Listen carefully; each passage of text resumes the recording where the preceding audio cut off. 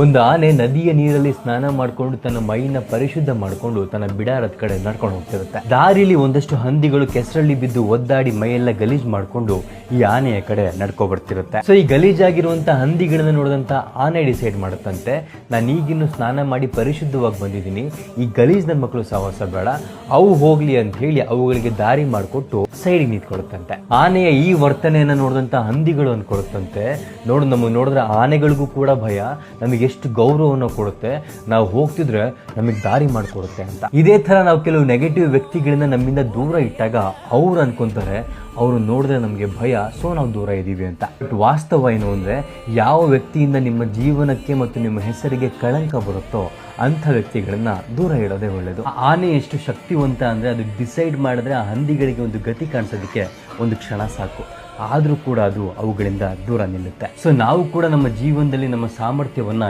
ಎಲ್ಲರ ಮುಂದೆ ತೋರಿಸ್ಬೇಕಾಗಿಲ್ಲ.